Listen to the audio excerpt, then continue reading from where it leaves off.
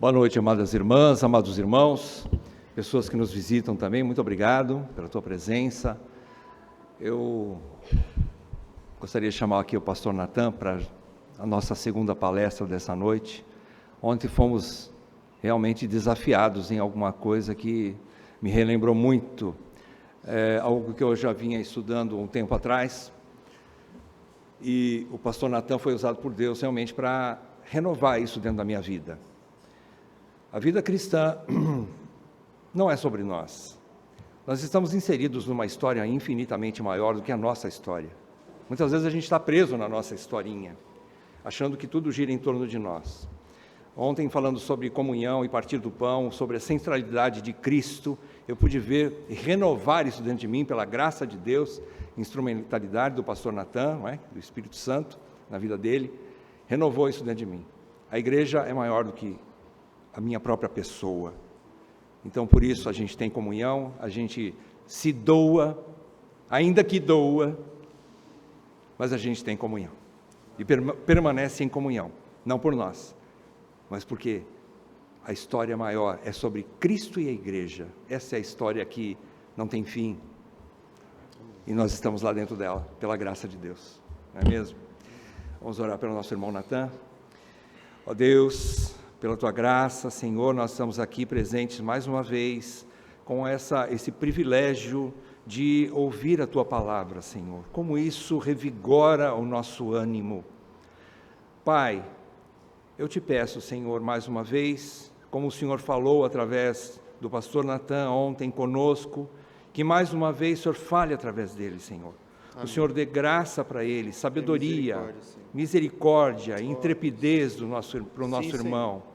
Que o teu Santo Espírito conduza o Natan em tudo, para que nós possamos ser edificados, Senhor, que nós possamos ser salvos de nós mesmos, Senhor. Amém.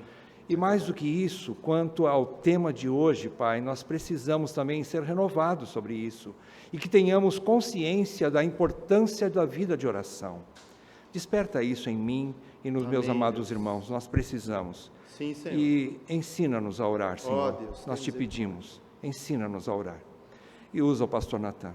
Senhor, não a nós, não a ele, mas ao teu nome da glória. Aleluia, eu te peço em nome de Jesus. Amém, Pai. Amém.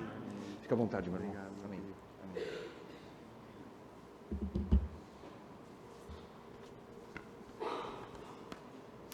Graças e paz, meus irmãos. Passaram bem de ontem para hoje? Que bom, isso é maravilhoso.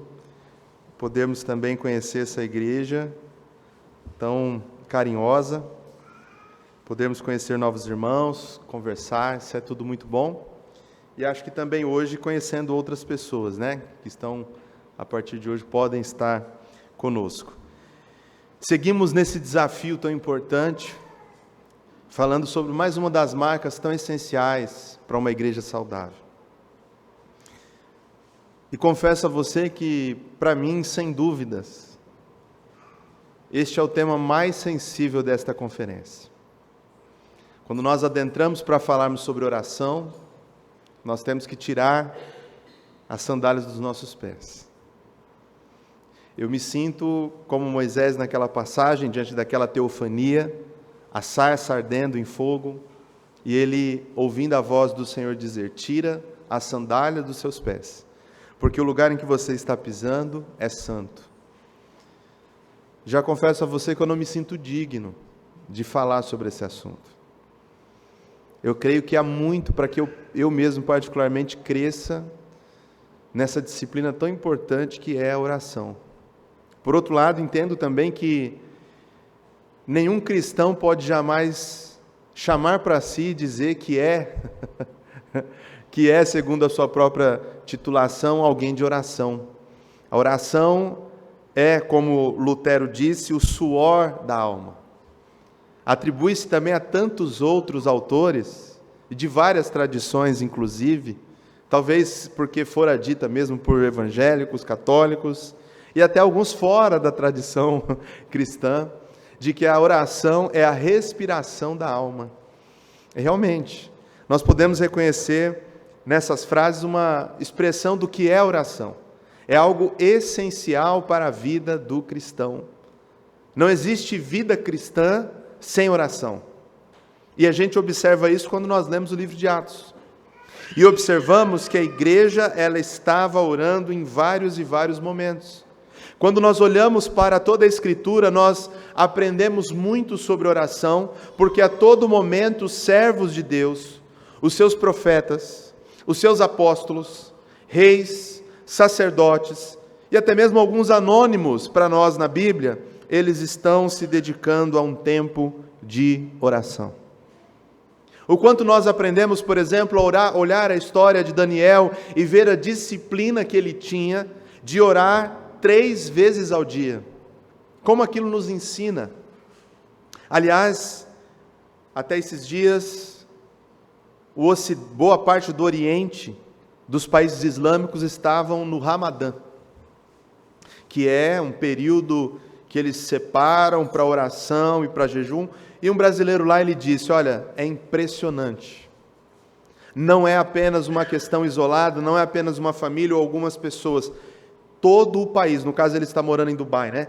Toda uma nação está prostrada de joelhos em jejum e cumprindo aquilo que é o Ramadã. Isso para os islâmicos. Eles adoram Deus falso. Eles estão cegos porque ainda não foram encontrados e não tiveram seus olhos abertos para encontrar a verdade. E o que podemos então dizer, olharmos para nós e tocarmos nesse ponto da oração e saber que nós tivemos os nossos olhos abertos pela verdade, mas a pergunta fica, será que nós temos uma vida de oração? Será que temos olhado para esses tantos exemplos na Bíblia, literalmente do começo ao fim, de Gênesis a Apocalipse, as várias e várias histórias que nos instruem sobre a importância da oração? O quanto os céus não foram abertos na Bíblia, milagres, prodígios, sinais, maravilhas, libertações, salvações, ressurreições, curas, foram feitas pela instrumentalidade da oração. Eu quero convidar você a lermos juntos, se você já não memorizou, o 2:42, mas nós vamos, 2:42 de Atos, né? Mas nós vamos passear também por outros textos de Atos aqui nessa noite. Vamos juntos? 2:42? E perseveravam na doutrina dos apóstolos e na comunhão e no partir do pão e nas orações. Olha aí, então está em tela, né? Coisa boa. E eu quero também convidar você a abrir a sua Bíblia no capítulo 1. Exatamente um texto logo após a ascensão de Cristo Jesus. Então nós vemos aqui os discípulos, os 12, os 11 aqui na verdade, né? Os 11 mais alguns outros discípulos vão fazer essa citação e nós vamos ver o que eles estavam fazendo nessa circunstância.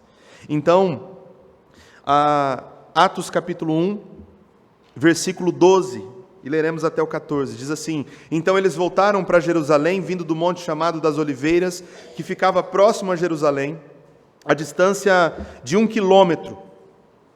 Assim que chegaram, subiram a um grande aposento onde se hospedavam. Estavam presentes Pedro e João, Tiago e André, Filipe e Tomé, Bartolomeu e Mateus, Tiago, filho de Alfeu, Simão o Zelote e Judas, filho de Tiago. Todos estes perseveravam unânimes em oração, juntamente com as mulheres, com Maria, mãe de Jesus, e com os irmãos dele. Conta-se a história de um lenhador inexperiente. É uma história bastante conhecida, provavelmente você também a conhece. Um lenhador inexperiente que estava desbastando as árvores na floresta, e ao trabalhar muito ele dava golpes de machado, e nos primeiros dias ele estava cortando muitas e muitas árvores, e exatamente por ser bem novo e bem animado, ele continuava assim a trabalhar os dias, e ele percebeu que o trabalho estava ficando mais difícil. As árvores que ele conseguia cortar na primeira semana já não eram tantas assim na segunda semana, e na terceira semana menos ainda, até que chegou o ponto dele estar absolutamente exausto. Chega um lenhador mais experiente, pergunta para ele: rapaz, o que você está fazendo? Você está batendo com ferro na madeira aí, não está adiantando muita coisa. Você precisa parar um pouco para afiar o seu machado e fazer um bom trabalho. Aquele lenhador experiente, conduzindo aquele jovem, disse essas palavras, mas a resposta do jovem é o seguinte: se eu parar para afiar o meu machado, eu vou perder tempo.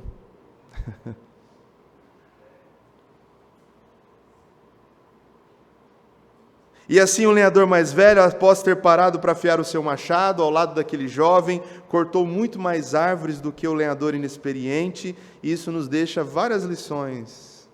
Dentre elas, a importância de afiarmos as nossas ferramentas para trabalharmos na obra do Senhor. O quanto muitas vezes nós somos ativistas, nós fazemos tantas coisas, tantas atividades, nos envolvemos ministerialmente e pensamos que estamos dessa forma, por muito fazer, agradando ao Senhor. Veja, é um resquício ainda daquilo que constantemente o Evangelho tem que nos libertar. É o resquício da justiça própria. Nós não aprendemos muitas vezes a descansar na graça do Senhor.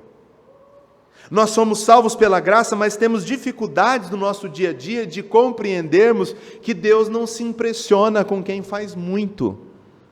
Nós nos esquecemos de afiar o nosso machado para trabalharmos na obra do Senhor e esquecemos que mais importante do que trabalhar para o Senhor é trabalhar com Ele ao lado.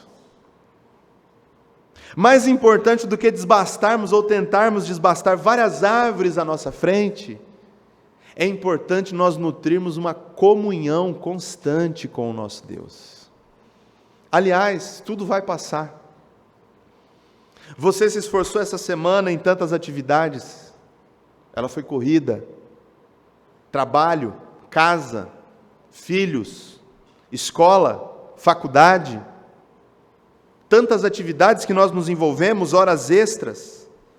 Mas será que você tem parado para afiar as suas ferramentas por meio da oração, para alimentar a sua alma por meio da palavra de Deus, nutrir uma comunhão verdadeira com o Senhor? Aliás, a oração vai muito mais do que ser uma lima, que afia a ferramenta. A oração é o próprio trabalho do cristão. A oração é o próprio labor da alma. A oração e a comunhão com o Senhor estão, sem dúvidas, nos trabalhos mais importantes que nós podemos realizar.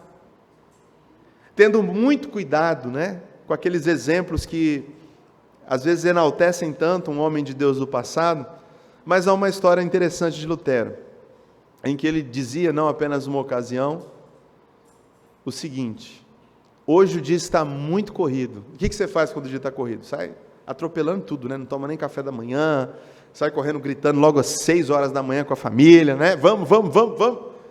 Hoje eu tenho muita coisa para fazer, disse Lutero, portanto vou começar orando. E conta-se que eram os dias que ele mais dedicava em oração, abrindo a manhã com longas sessões de oração. Porque a oração é o suor da alma, é o próprio trabalho que nós temos para executar. Por isso que eu disse a você que esse tema é tão sensível, que nós temos tanto a aprender, que nós podemos nos identificar com as palavras dos discípulos, quando se aproximou de Jesus e fez-lhe uma oração: Senhor, ensina-nos a orar.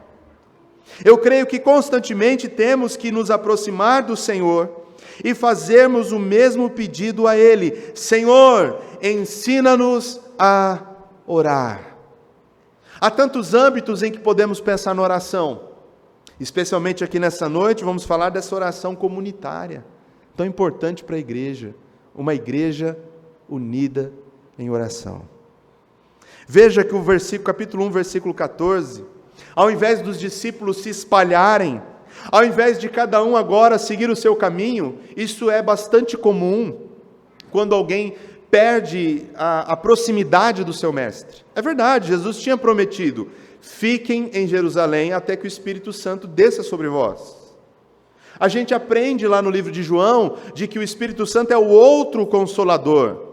Essa expressão, né, que Jesus usa, o outro Paráclitos, o outro Consolador, significa exatamente isso. É da mesma essência que eu. Mas não podemos perder de vista que aqueles discípulos estavam muito tristes pela partida aos céus do nosso Senhor Jesus Cristo. Eles ainda estavam tentando assimilar algumas questões. Andaram por 3 anos intensos com o seu mestre. Eles comeram juntos, aprenderam aos pés de Jesus, viram os sinais e maravilhas, foram seus alunos na cátedra dos sermões de Jesus, aprenderam pessoalmente do seu discipulado, e Jesus não estava mais fisicamente com eles. O que eles fizeram então? Diz o texto, que eles perseveravam unânimes em oração. A igreja em Atos nos ensina a sermos unânimes em oração. A expressão que nós temos aqui para unânime, eu citei ela ontem também, ela ocorre 12 vezes no Novo Testamento. 12 vezes. Sabe quantas dessas 12 vezes está em Atos? 10. É a palavra homotumadon, unânimes. Homotumadon, essa palavra estranha, ela é composta de 2 partes na língua grega. A primeira parte é junto. Aliás, até esse prefixo homo, não é isso? A gente tem no português, né? Homogêneo, é diferente de heterogêneo. Vamos parar por aí o exemplo, né? Acho que você já entendeu onde vai chegar, né? Homo, junto. E a segunda parte vem de brasa, de ardor. Um comentarista, definindo essa palavra, homotumadon, unânimes, disse o seguinte: a imagem é quase musical. Um conjunto de notas é tocado e, mesmo que diferentes, as notas se harmonizam em grau e tom. Como os instrumentos de uma grande orquestra, sob a direção de um maestro, assim o Espírito Santo harmoniza as vidas dos membros da Igreja de Cristo. Ontem nós falamos sobre comunhão, sobre as diferenças que nós temos, de tantas diferenças que podemos ter. Somos, nesse sentido, heterogêneos. Histórias, culturas, jeitos diferentes de fazer, gostos diferentes. Mas o exemplo que ele está dando para a unanimidade aqui da igreja, para esse homotumadon, é um conjunto de notas. A equipe de louvor estava tocando aqui, não é? E a gente observa que eles estavam tocando harmoniosamente. Os acordes que eles faziam, eles tinham ali 3, 4, 5, 7 notas. Mas para aqueles acordes poderem soar bonitos aos nossos olhos, agradável aos ouvidos, é necessário que eles tenham harmonia. Eles são compostos por notas diferentes, mas elas se harmonizam. Assim deve ser a igreja de Cristo Jesus. Somos da orquestra do Mestre, uma orquestra organizada pelo próprio Espírito Santo de Deus. E como podemos então ter essa liga? Por meio da oração, a igreja que se prostra para orar. Seja quais forem os momentos, e quando nós olhamos para o livro de Atos, isso é tão essencial, porque por várias e várias vezes eles vão ser perseguidos. Na verdade, esse é um ciclo constante no livro de Atos. A igreja pregava, as perseguições vinham, a igreja era espalhada.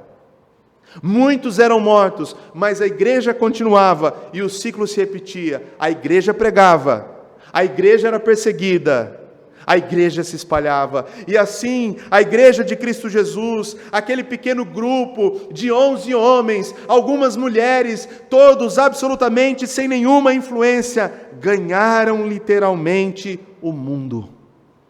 Eles avançaram conquistando cidades por meio do Evangelho.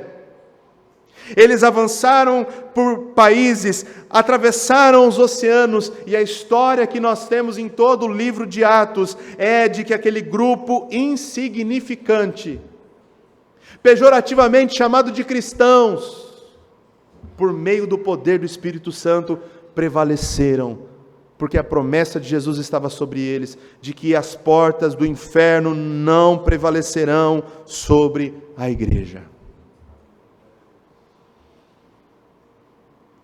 O antigo puritano Matthew Henry afirmou o seguinte: sempre que Deus tenciona exercer misericórdia para com o seu povo, a primeira coisa que faz é levá-lo a orar. A igreja em Atos experimentou desse avivamento, porque se eles já estavam ali naquela reunião de oração, e você vai perceber que aquele capítulo 1 vai se transformar numa grande reunião. Eles perseveram ao longo dos dias se reunindo, aquele pequeno grupo, talvez de 15, 20 pessoas, vão se agregando outros, de modo que quando nós chegamos no capítulo 2, acontece aquela tão conhecida descida do Espírito Santo, o Pentecoste, e ali o poder de Deus é derramado sobre eles, capacitando-os a pregarem o Evangelho. Ainda no capítulo 2, como lemos ontem, vemos 3.000 almas se agregando e sendo batizadas. Agora imagine, queridos, em poucos dias aquele pequeno grupo experimentou uma explosão de conversões. Não eram apenas algumas poucas dezenas, não eram apenas gatos pingados, como poderíamos pensar, mas era uma multidão sedenta por Cristo Jesus. Igreja de Cristo, se nós queremos um avivamento da parte do Senhor, nós não poderemos receber esse avivamento se não estivermos perseverantes em oração. Igreja cristã em Campo Grande, nós precisaremos dizer como o salmista no Salmo 63, ó Deus, Tu és o meu Deus forte, eu Te busco ansiosamente, a minha alma tem sede de Ti, como terra árida, exausta, sem água. Nós precisamos estar sedentos, para que possamos também expressar para o Senhor que a Tua graça é melhor do que a vida, por isso os meus lábios Te louvam. O Senhor não vai exercer a sua misericórdia, o Senhor não vai derramar um reavivamento no meio da sua igreja, se a igreja não buscá-lo em oração, se a igreja não se dedicar a clamar ao Senhor. E na verdade nós iremos aprender que nenhuma das bênçãos que o Senhor pode nos dar são mais importantes do que Ele mesmo. Por meio da oração, nós aprendemos que o mais importante não são as respostas da oração, mas é o próprio Deus com quem temos comunhão. Ao orar, saiba e aprenda que muitas vezes nós não teremos as respostas que nós desejamos, mas ao nos dedicarmos em oração, ao prostrarmos os nossos joelhos no chão, podemos ter uma certeza: teremos mais de Deus na nossa vida. Não temos dúvidas de que o Senhor visita uma igreja uma igreja que clama a Ele. Mas lembre-se, é necessário cumprir exatamente o que está no capítulo 1, versículo 14. Eles perseveravam unânimes em oração. É necessário perseverar. Por quanto tempo? Não sabemos. Podem ser dias, meses, anos. A ordem é não desanimar, não esmorecer, mas persistir, perseverar. É exatamente esta lição que Jesus traz lá no livro de Lucas, ao contar aquela parábola do juiz iníquo. Algumas parábolas de Jesus, elas eram capciosas, enigmáticas, mas aquela Jesus conta de forma muito clara sobre o dever de orar sempre e nunca esmorecer. Ele fala, Jesus lhes contou uma parábola sobre o dever de orar sempre e jamais esmorecer. Você se lembra dessa parábola? Ela é muito simples. Uma viúva pobre que chega a um juiz iníquo e clama a ele por justiça, e ele não dá justiça. E clama a ele por justiça, e ele não dá justiça a ela, não julga a sua causa. Mas ela clama, importuna tanto aquele juiz, até que de tanto ela clamar, ele concede a causa dela. E a lição que Jesus traz é, se aquele juiz iníquo concedeu, após tanto clamor, porque o vosso Pai que está nos céus, que alguém, o justo juiz, não lhes concederá também aquilo que estão pedindo em oração. Tiago, nesse mesmo sentido, vai nos ensinar que muitas coisas nós não temos porque nós não oramos, nós não pedimos. Pedis e recebereis. Muitas vezes Deus quer exatamente nos levar de joelhos e por meio das circunstâncias da vida, Ele quer nos tensionar, Ele quer nos dobrar, nos colocar de joelhos, e nós estamos ali rebeldes diante do Senhor, não temos orado diante do Senhor. Irmãos, a não oração é rebeldia, porque oração é dependência. Oração é dizer: Senhor, eu não posso, eu não consigo, eu sou incapaz, faça por mim. Julgue esta causa por mim, Senhor. Você não ora por um ente querido, talvez por um marido, por uma esposa descrente, por um filho descrente, por um colega de trabalho descrente. Por quê? E tem que orar mesmo, porque é algo impossível de ser feito. A salvação é impossível. Por isso que só Deus pode fazer, porque Ele é o Deus do impossível. É impossível ressuscitar um morto em seus pecados. Por isso que a salvação ela é exclusivamente propriedade do Senhor, porque é Deus quem ressuscita o morto em seus pecados. Então, quando nós estamos pedindo ao Senhor, clamando ao Senhor, Senhor, salva, transforma, nós estamos reconhecendo a nossa incapacidade de fazer aquilo que só Deus pode fazer. Oração é dependência, oração é comunhão, e portanto não orar é uma atitude de terrível rebeldia contra o Senhor. Quantas vezes lutas não sobrevêm, nós cantamos esse clássico, hino da tradição cristã. Agora recentemente alguém pegou 7 dos principais hinários no Brasil, 7, e selecionou 20 hinos, que estão em todos eles. Se não me engano, Sossegai é um desses. Seja o encapelado mar, a ira dos homens, o gênio do mal. Olha o que ele diz aí, Nós enfrentamos essas 3 coisas: encapelado, o agitado mar. Enfrentamos muitas vezes a ira dos homens. Enfrentamos tantas outras vezes por trás das circunstâncias o gênio do mal, o inimigo das nossas almas. Como poderemos vencer todas essas coisas? Como poderemos vencer o mar agitado? Por meio da oração. Nem sempre o mar deixa de estar agitado, mas em todas as vezes podemos ter mais comunhão com o Mestre, que está no barco das nossas vidas. Joel Bick afirmou o seguinte: as nossas fraquezas inspiram a compaixão de Cristo. As nossas fraquezas inspiram a compaixão de Cristo.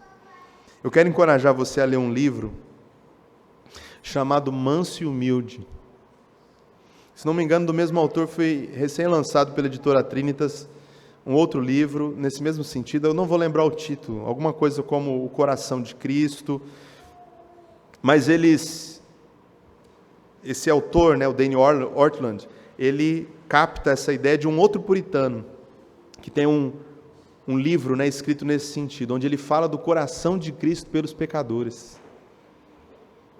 Irmãos, muitas vezes nós pintamos um Deus que não é o Deus real, não é aquele a quem chamamos Abba Pai, aquele a quem clamamos em nossas orações. Deus se compadece dos seus filhos, meus irmãos.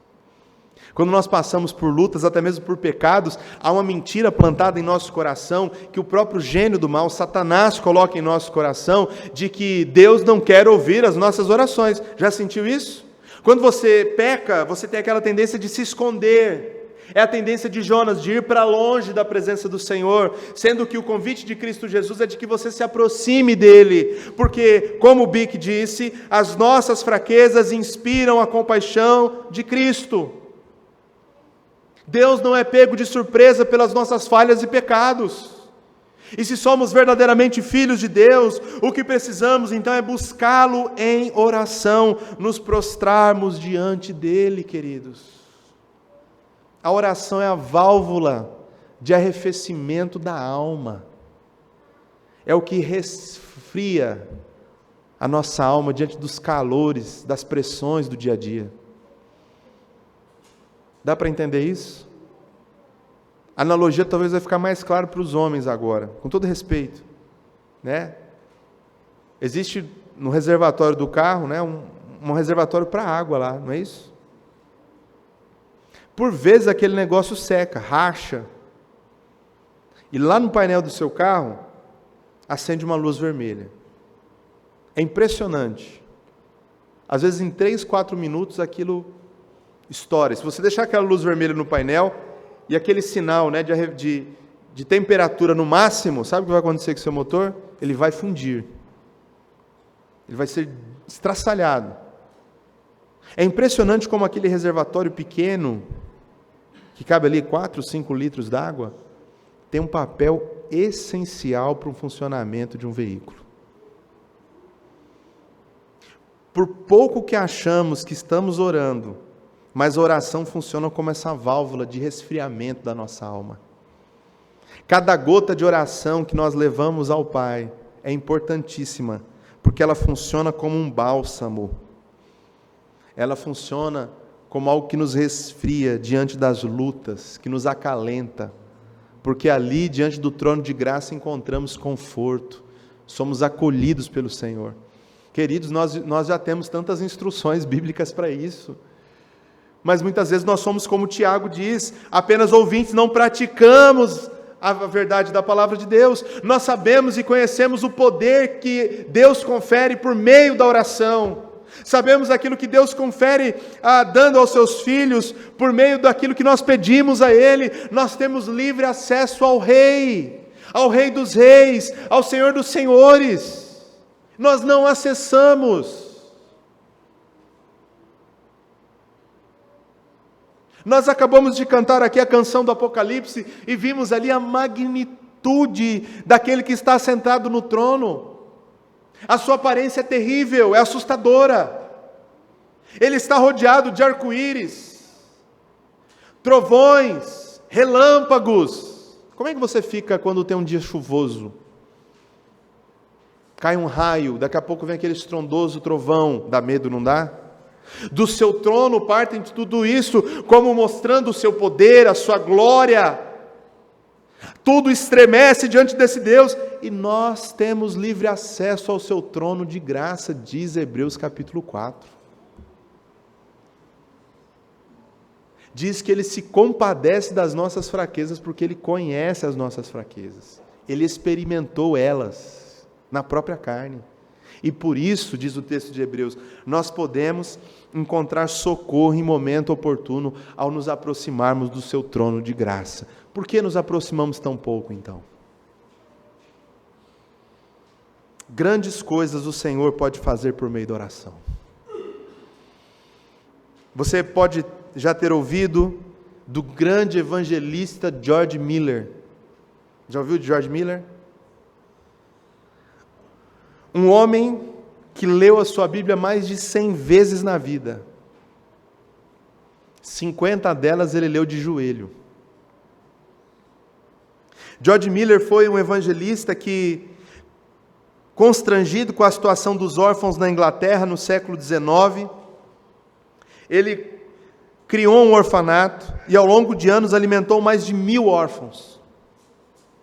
Daqueles que passavam, iam e vinham, e George Miller cuidou, instituiu, organizou aquele orfanato.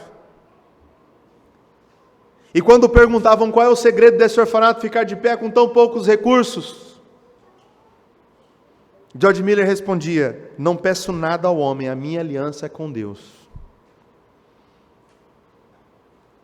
Certa ocasião, o seu orfanato ficou sem alimento. Não tinha sequer um pão para aqueles tantos órfãos que estavam lá. George Miller entrou no seu quarto, fechou a porta e fez uma oração muito pequena. Pai dos órfãos, falta pão, em nome de Jesus, amém. Apareceu o título, esses dias que na mesa Papai do céu, em nome de Jesus, amém. Eu falei, não, aí não. Não orou nada, né? George Miller fez quase isso. Pai dos órfãos, falta pão, em nome de Jesus, amém. Passado alguns minutos, várias carroças com pães chegaram à porta daquele orfanato, bateram ali e disseram, Sr. Miller, nós fomos entregar estes pães para a família real no castelo, e eles disseram que os pães estão muito assados, de que eles passaram do ponto, mas nós não vamos desperdiçar isso, jogar tudo fora, porque o forno estava muito intenso. Por favor, aceite isso para o seu orfanato. E Miller disse, aqueles padeiros, não foram os pães que passaram do ponto, mas Deus, que atendeu nossa oração e teve misericórdia de nós.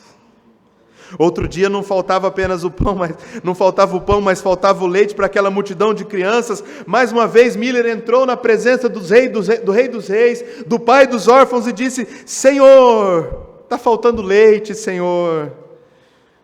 Em pouco tempo antes de amanhecer, antes das crianças acordarem, um leiteiro bateu à porta do orfanato, dizendo que as rodas da sua carruagem tinham quebrado a poucos quilômetros dali. Não daria tempo de consertar. Não daria tempo de retornar. Era longe a estrada. Os leites podiam estragar. Então ele ofereceu todos aqueles litros de leite para o orfanato de George Miller. Irmãos, essas não são histórias, anedotas. Não são contos dos produtores aí, né, da Alice no País das Maravilhas, ou de Branca de Neve, ou qualquer conto infantil. São histórias reais daquilo que Deus faz. Eu já experimentei em nossa família respostas de oração como estas. Literalmente minutos depois Deus estava respondendo.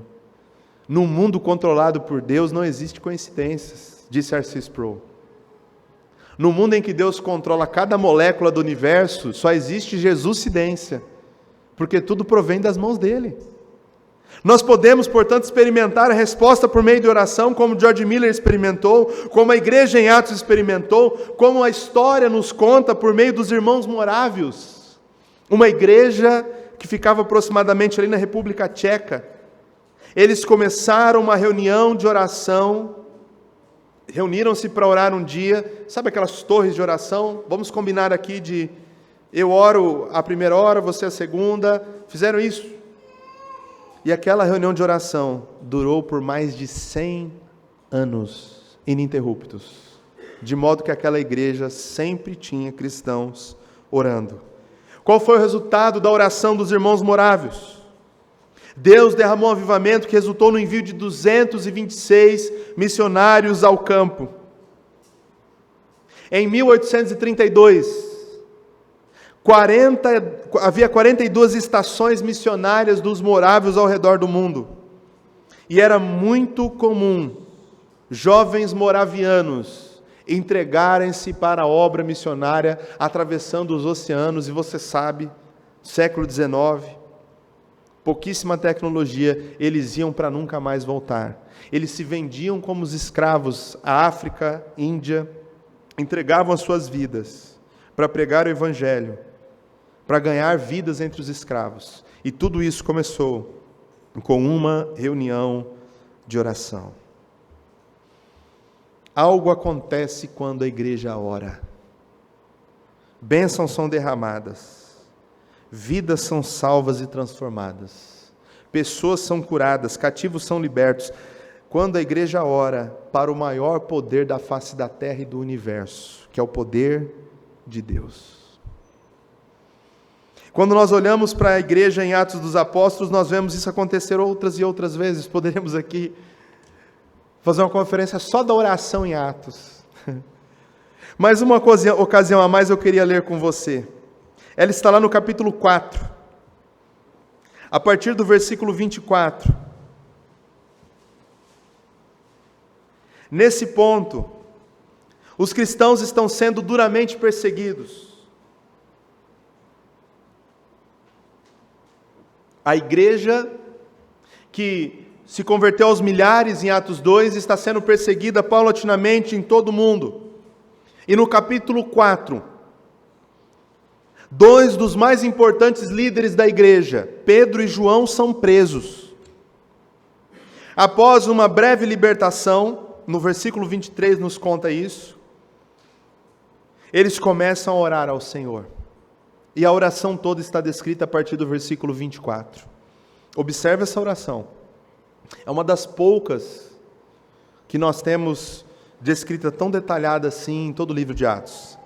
Ao ouvir este relato, ou seja, o relato das prisões, os irmãos homotumadon, unânimes, elevaram a voz a Deus e exclamaram: ó Todo-Poderoso Senhor, Tu que fizeste o céu e a terra, o mar e tudo que neles existe, que pelo Espírito Santo, por boca de nosso pai Davi, teu servo, declaraste, por que os gentios se enfurecem e os povos conspiram em vão? Os reis da terra se levantam e os governantes se ajuntam em oposição ao Senhor e contra o seu ungido. De fato, Herodes e Pôncio Pilatos reuniram-se com as nações pagãs e os povos de Israel nesta cidade para conspirar contra o seu santo servo Jesus, a quem ungiste. Realizaram tudo o que em teu poder e sabedoria já havia predeterminado que aconteceria. Agora, pois, ó Senhor, considera as ameaças deles e capacita os teus servos para proclamarem a tua palavra com toda intrepidez. Estendes a tua mão para curar e realizar sinais e maravilhas por meio do nome do teu santo servo Jesus. Essa foi a oração. E assim que terminaram de orar, tremeu o lugar onde estavam reunidos, todos ficaram plenos do Espírito Santo e com toda coragem saíram anunciando a palavra de Deus. A igreja em Atos, meus irmãos, além de nos ensinar a respeito da unanimidade em oração, da comunhão em oração, a igreja nos ensina sobre o encorajamento por meio da oração. Você percebeu essa oração que eles fizeram? Ela é tão preciosa. Não terei tempo aqui, ao menos que fosse uma pregação puritana, né, de 2h30, mas não terei tempo para nós observarmos ela em detalhes. Mas aqui nela existe muito conteúdo precioso. Em primeiro lugar, a adoração ao Senhor. Ó Criador, Tu que criaste os céus, a terra e tudo quanto neles existe. Existe aqui o conhecimento do Antigo Testamento. Por meio do Espírito Santo, por boca de nosso pai Davi, o Senhor declarou essas palavras. Eles haviam finalmente compreendido que o Antigo Testamento já revelara a morte de Cristo Jesus na cruz. Lembre-se, os discípulos tiveram extrema dificuldade de entender isso quando Jesus esteve fisicamente presente com eles. Jesus falava: é necessário que eu padeça todas as coisas, é necessário que o Filho do Homem se entregue. E eles diziam: não faz isso não, Jesus, não para com isso. Faça um exercício interessante disso, lendo Marcos capítulo 8, até Marcos 10, depois em sua casa. Marcos 8 a Marcos 10, e anote quantas vezes eles falam para Jesus: não, larga a mão, deixa disso, faz isso não. É onde Jesus fala para Pedro, né? Pedro, aparta-te de mim, Satanás. Aquilo que você está falando não vem de Deus, Pedro. Ele vai dizer várias vezes: é necessário que o Filho do Homem se entregue, porque ele não veio para ser servido, mas para servir. Mas agora, aqui em Atos, a igreja entende. Isso já foi profetizado lá nos Salmos. Eles conhecem que era necessário, que estava predeterminado que aconteceria assim. Verso 28. Mas o que eu quero observar com você é o pedido no verso 29 e no verso 30. Ó Senhor, considera as ameaças deles e capacita os teus servos para proclamarem a tua palavra com toda intrepidez. Meus irmãos, quantas e quantas vezes nós não nos sentimos fracos diante do Senhor? Vou confessar a você. Quantas vezes esse último ano eu não pensei em desistir? Não da caminhada cristã, não do meu Senhor Jesus, mas de entregar algumas coisas para Deus e dizer: Senhor, esse ministério que o Senhor me confiou está muito difícil. Eu vou sinceramente, Senhor, deixar isso aqui. E nós, após dias em oração, em choro, vinha o Senhor concedendo exatamente isso que Ele concedeu aos irmãos em Atos: coragem, intrepidez. Lembra da válvula de resfriamento da alma? Assim funcionava a oração, porque quando íamos ao trono de graça, o Senhor dava o alívio, e assim ainda tem sido, ainda precisamos desse alívio. E quando a igreja estava sendo pressionada, ameaçada, eles clamaram ao Senhor: Senhor, olha para as ameaças que estão nos fazendo e nos concede coragem para falar a Tua palavra. Igreja, nós não podemos perder a nossa intrepidez para pregar o Evangelho. Não podemos deixar que os assédios do inferno nos façam esmorecer. Temos que estar perseverantes, continuando, marchar, dependendo da graça de Cristo Jesus. A igreja unida orando. Qual foi o resultado dessa oração? Qual foi o resultado desse pedido? Estendes as mãos para realizar sinais e feitos extraordinários, Senhor. É que o Senhor manifestou a sua graça. E no verso de número 31, diz que o lugar em que eles estavam reunidos tremeu, e todos ficaram cheios do Espírito Santo, e com toda a coragem saíram anunciando a palavra de Deus. João Crisóstomo, ao comentar esse texto, diz que aquele tremor, aquele terremoto, os tornou inabaláveis. A igreja foi cheia do Espírito Santo e passou a anunciar com coragem a palavra de Deus. Veja o que John Stott falou sobre essa mesma circunstância. Eis aqui a koinonia cristã.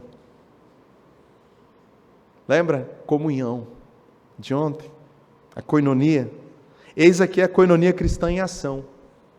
Vimos os apóstolos no sinédrio. Agora os vemos na igreja. Tendo sido diretos no testemunho, como foi Pedro e João, foram igualmente diretos na oração. A igreja unida para orar, e nós vemos isso em tantas outras circunstâncias. Vemos em Atos 16 que era costume deles sair para fazer orações. Enquanto eles saíram, houve a oportunidade de evangelismo. Viram as mulheres, foram a outro lugar sendo convidados.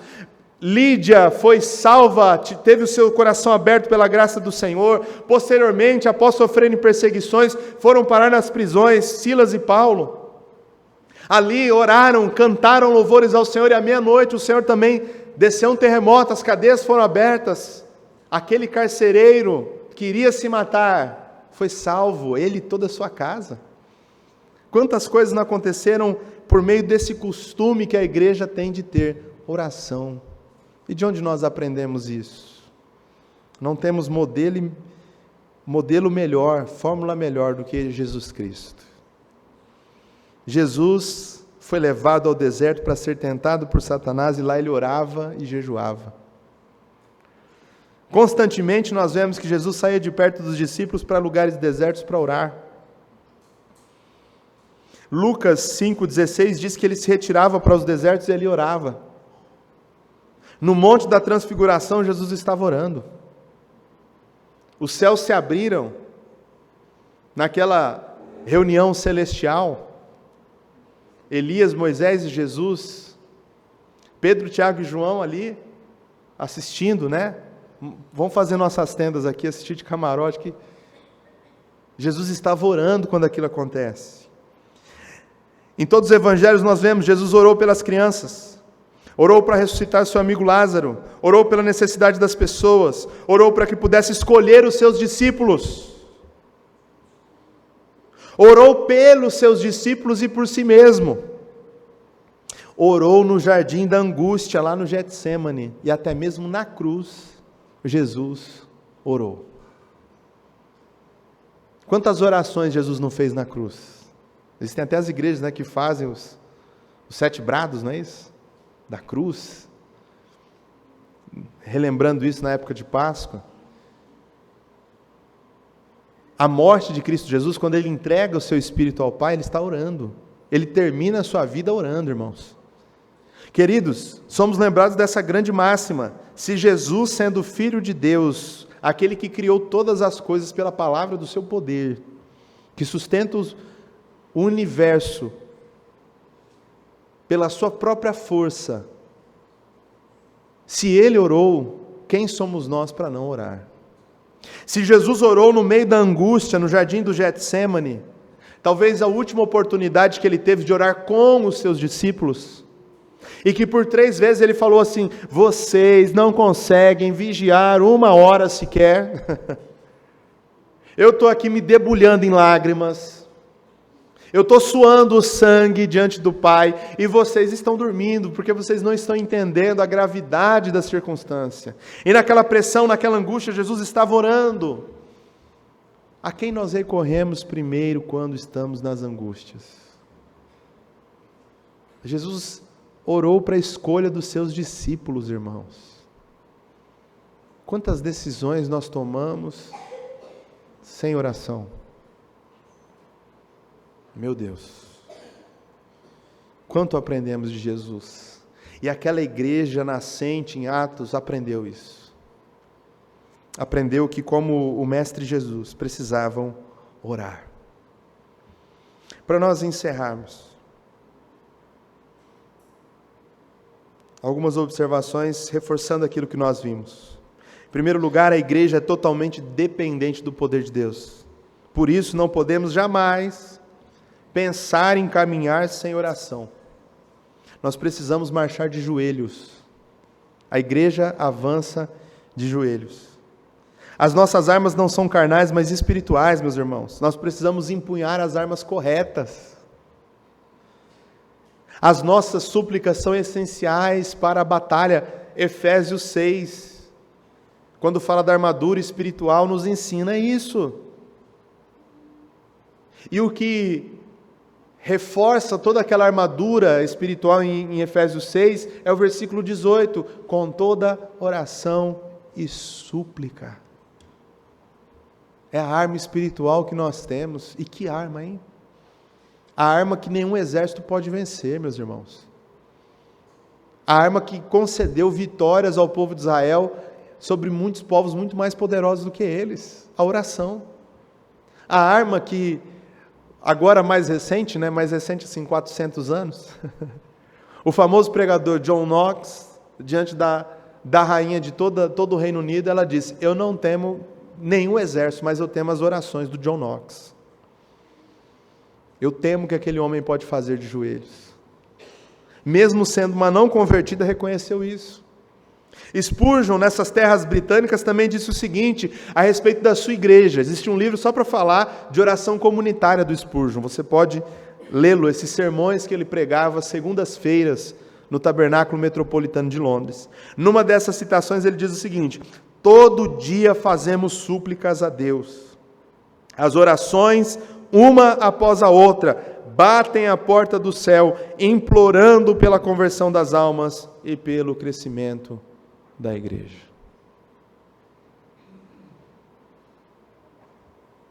Numa dessas histórias apócrifas, aquelas que, será que foi mesmo? A gente tem que até conferir a fonte, Mas dessas histórias, chegou alguém naquele vulto que a igreja de Spurgeon tinha no século XIX, e tinha um homem cuidando ali, do externo da igreja, do jardim da igreja, um dia de semana.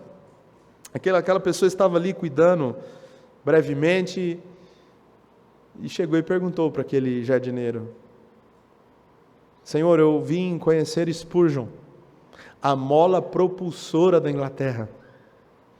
Pode me informar onde posso encontrá-lo?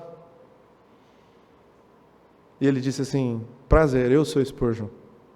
E a mola propulsora da Inglaterra está ali embaixo, onde está acontecendo a reunião de oração da nossa igreja. Porque ele reconhecia que tudo o que estava acontecendo ali no meio daquela igreja, todos os grandes feitos que nós temos ecos até o dia de hoje, era por meio dos joelhos dobrados do povo de Deus. E por último, a igreja sem o Espírito não é igreja, irmãos. Nós precisamos da plenitude do Espírito Santo para o cumprimento da nossa missão. E só alcançaremos essa plenitude do Espírito se dobrarmos os nossos joelhos e marcharmos nessa batalha, orando. Eu creio que não há outra forma de nós terminarmos esse culto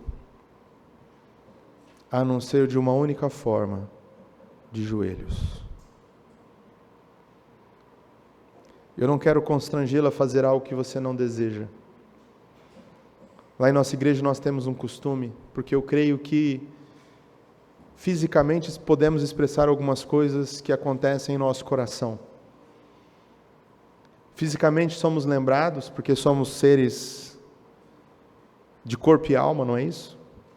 Somos lembrados fisicamente de verdades que já estão em nossa alma. E por isso eu gosto de orar de joelhos. Eu quero convidar você a fechar os seus olhos nesse momento. Se você puder e quiser, colocar-se de joelhos. Vamos orar ao Senhor. Tomar um tempo em oração. Clamar por um despertamento espiritual. Esse é um tempo de você se prostrar de joelhos e clamar por conversões de entes queridos que estão próximos a você. Clamar por aquilo que Deus tem colocado no seu coração. Talvez hoje Deus tenha colocado: arrepende-te, arrependa-se, volte, contorne o caminho, faça a minha vontade. Nesse momento nós devemos buscar ao Senhor em oração. Ore, fale com Deus nesse momento.